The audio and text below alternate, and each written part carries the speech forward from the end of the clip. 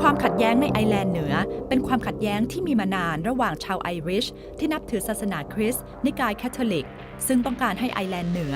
แยกตัวเป็นอิสระออกจากสหราชอาณาจักรเพื่อผนวกเข้ากับสาธารณรัฐไอร์แลนด์กับกลุ่มอังกฤษนิกายโปรเตสแตนต์ที่ต้องการอยู่เป็นส่วนหนึ่งของสหราชอาณาจักรต่อไปกลุ่มอังกฤษโปรเตสแตนต์กลุ่มอำนาจทางการเมืองเศรษฐกิจและสังคมมาเกือบ50 ปีสร้างความไม่พอใจอย่างยิ่งให้กับชาวไอริชแคทอลิกซึ่งแม้เป็นคนกลุ่มน้อยกว่าแต่ก็เป็นประชากรดั้งเดิมของที่นี่จนสุดท้ายเกิดการประท้วงของชาวไอริชแคทอลิกขึ้นในปี 2512 ซึ่งนำไปสู่ความรุนแรงของการปะทะกันระหว่างกองกำลังทั้งสองฝ่ายหรือที่รู้จักกันในชื่อว่า The Troublesสถานการณ์ความขัดแย้งกินเวลานานถึง 30 ปีก่อให้เกิดความสูญเสียกว่า 3,600 ชีวิตและบาดเจ็บทั้งร่างกายและจิตใจอีกหลายหมื่นคนตลอดระยะเวลาร่วม 30 ปีรัฐบาลอังกฤษพยายามหาทางออกจากความขัดแย้งด้วยการเจรจาสันติภาพและการหยุดยิงแต่ก็ไม่ได้ผลสุดท้ายก็มาประสบความสำเร็จกับข้อตกลง Good Friday ในปี 2541 ซึ่งเป็นยุคสมัยที่โทนี่แบร์เป็นนายกรัฐมนตรีการเจรจาสันติภาพในไอร์แลนด์เหนือได้รับการยกย่องให้เป็นกรณีตัวอย่างในการแก้ไขปัญหาความขัดแย้งด้วยกระบวนการพูดคุยอย่างสันติวิธีที่ประสบความสำเร็จมากที่สุดกรณีหนึ่ง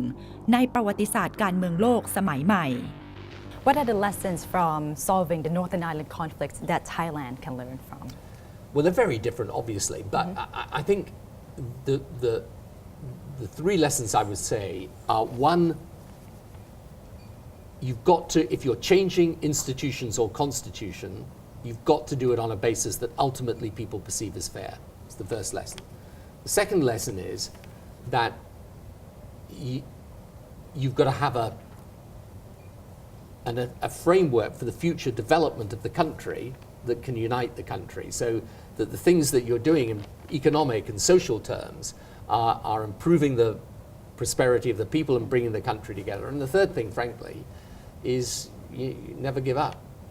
Just carry on trying because it's important. And for a country like Thailand, which could become certainly a major regional power, possibly even a global power, actually, because it's an important country today. You want in the end to have a sense from the people, look, guys, sort this out because we've got a bigger prize that we can put within our grasp. Mm-hmm. You yourself have very strong political will and leadership in trying to solve the Northern Ireland conflict. What actually drove you to have such strong will? Well, it's an interesting question. It really was that I felt that a dispute of this nature in the 21st century was just crazy. It was holding our country back. It was costing our country an enormous amount. And for people in Northern Ireland and Southern Ireland, it was just, it was blighting their lives. So, in the end, the reason I tried so hard was because I just felt, come on, we can do better than this, and we can, whether you're Catholic or Protestant, I mean, who cares? We've got a common interest in providing jobs and opportunity and decent education and healthcare and building the country together. Mm-hmm. Now, for amnesty as well as truth-finding or fact-finding commission, how should these two factors play into the whole process of reconciliation? Well, on things like amnesty, you just got to find a way forward, but it's got to be a way that people think is fair. There's no great lesson out of that, and you've got to do that. I can't tell you what the right thing to do is on amnesty, but whatever is done has got a greater chance, obviously, of being accepted if it's seen to be fair. Secondly, the Truth for Reconciliation Commission, is a great idea to do, and I've read the report, and the report is obviously very measured. The thing is, you will never persuade people that their grievances are wrong. This is what I learned I learned this in a lot of the work I do.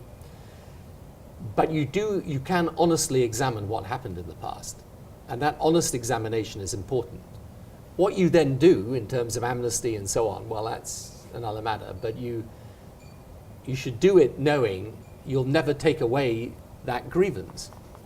You know, the victims in Northern Ireland of the violence will never forget the situation. And they'll never stop feeling a sense of injustice about it. But